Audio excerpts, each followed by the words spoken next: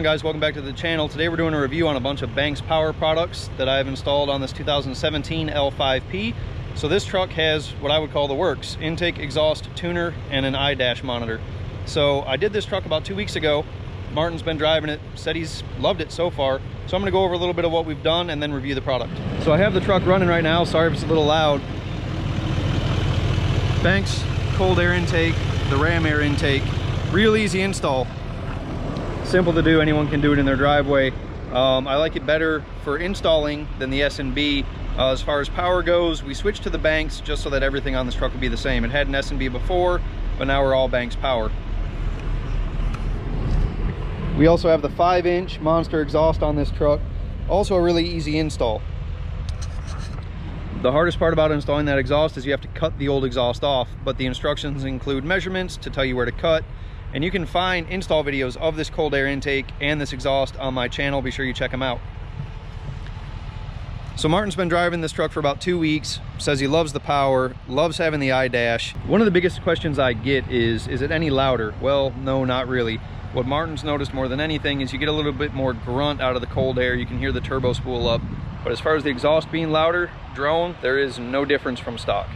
All right, so here we're inside the cab of the Duramax. You can see Martin's average fuel mileage is low right now. That's because he hasn't really been driving it on the highway. He's been driving around the farm, back and forth to work, and of course he's been beating on it a little bit. We have the I-dash right here, the data monster with the windshield mount. Right now we're monitoring boost, EGT, and trans temp. You can also see the power level down here, and this will also tell you when you regen. Martin has noticed the truck's been regenning a lot, and he's guessing it's because the cycle is never completed because he doesn't drive it long distance. I've installed a few Banks products before on the L5Ps. This was kind of our test bed. This was the first truck that we ever did, but I've had a few customers that I've installed this product on now, and so far so good. So I'm gonna put this thing in drive and we're gonna ride down the road real quick. All right, so we're gonna take the truck up the road real quick. And I do wanna mention something that you guys might not see reviews on the internet about. So I've installed about a dozen Derringer tuners.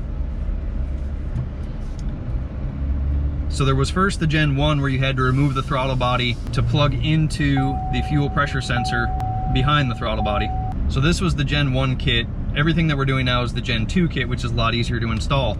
There's also an install video for that on my channel. Be sure you check it out if you're interested in purchasing one of these products. So since the Gen 2 harness has come out, they've had a few different versions of the interface, which is the little piece. I'll put a picture right here.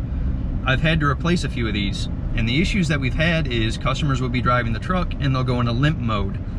I've done a little bit of diagnostics with Banks as far as figuring out why this is happening, but what normally ends up happening is they just send me an updated interface. And this isn't so much a big deal for me, but a little bit of a hassle for our customers. Another issue that I've had is when I installed a Banks product, it was a Derringer with a cold air and a Monster 5-inch exhaust, is the CAN bus wires in one of the connectors were switched. So when I went to start the truck, it threw every code in the book for service suspension system, service fuel system, limp mode, everything. And I had to go through a little bit of diagnostics with Banks over the phone, and it took a couple hours for me to figure out. Since that has happened, they assured me that the quality control will be better and they're gonna fix that issue. So I'm hoping that with the help of RPM Motorsports working with Banks, that we have all the issues figured out and that the products that are being delivered now, you should have no issues with. Cruising down the road right now, 50 miles an hour, notice there's no exhaust drone inside the truck. Now, what Banks claims is a reduction in EGTs with this exhaust. Martin has noticed this. Of course, he can monitor that on the I-dash. So right now, just cruise, our EGTs are about 650 degrees, which is awesome. Towing, Martin says they get a little bit higher, up around 1,000. Nothing to be concerned with. Definitely a drop from when he had the stock exhaust on the truck. Now for you guys that do bigger wheels and tires, this is definitely something you want to look into. The combination of the Derringer, the ram air, and the Monster exhaust can get you an extra 61 horsepower and 112 foot-pounds of torque on the L5P. You guys would be surprised with a bigger wheel and tire package how much weight and rotating mass you're actually adding. The truck will actually feel slower. So with the install of these products, you're gonna be back where you were, even better. As far as fuel mileage goes, I've had a few customers telling me that drive over the road that they're getting over 20 miles to the gallon. That's a definite improvement over stock, where they were getting about 17 to 18. Okay, so I have the camera positioned towards the iDash now. I want to show you guys what it looks like on startup and then cruising down the road.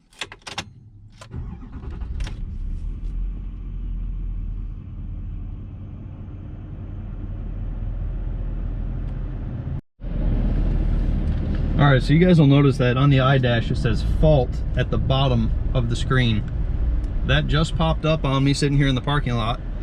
Not sure what it means. I just went through the vehicle diagnostic screens, and that's something I'm gonna have to figure out when I get back to the shop.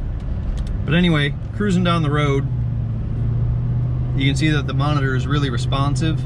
You can data log, do diagnostics, monitor about anything that you could think of. And it's kind of nice. You know, Martin's got it set up just with some simple gauges, but you can do stuff like gear, fuel pressure, high pressure fuel, all sorts of stuff. And I'll run through the menus with you when we get back to the shop. So I'm gonna slow down here to about 20 miles an hour, and then I'm gonna stand on the throttle, give you guys an idea of what this looks like. Actually, I've got room. I'll come to a complete stop. So here we go.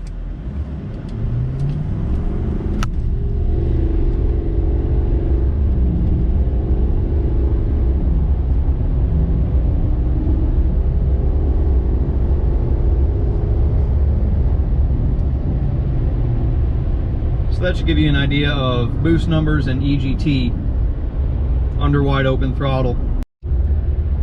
Something else that I'd like to mention about the iDash and the Data Monster is the install is really simple. If you've ever put a regular Derringer in, hooking up the iDash is 2 more wires that you have to plug in, and that's it. And then you don't have to fumble with the switch anymore. Everything is done right on the iDash as far as controlling your power levels, and you're also able to switch on the fly. All right, so we're back here at the shop, and I would just want to show you guys a few of the menus on here real quick. So you can see we have gauge layout, gauge selection, data logging, diagnostics, alerts, min-max log, shift light. Gauge layouts, you're able to do 2 through 8 gauges. You can put everything you want on this screen. Gauge selection is where you pick what PIDs you want to look at, and believe me, there's a bunch. Just to show you, right now we're looking at boost on field 1. You can pick by category or group, and these are all the PIDs that you can select.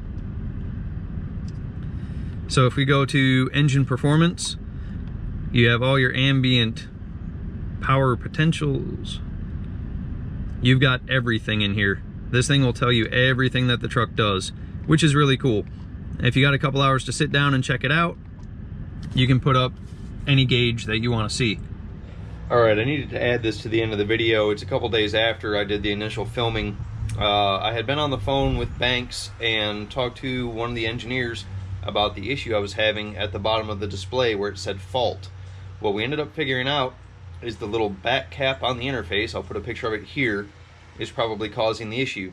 So they're sending me a new one so that I can put it on the truck, and hopefully it resolves the issue. One thing that I will say is Banks is really good with customer service. So if I ever have an issue, I can call and normally get an answer within an hour what the problem is, and then they send parts right to me. So hopefully this fixes the issue. I'll do an update video after I get everything back together and let you guys know. Alright guys, that's going to do it for this video. If you have any questions, be sure to comment below. I try to answer all the questions you guys ask.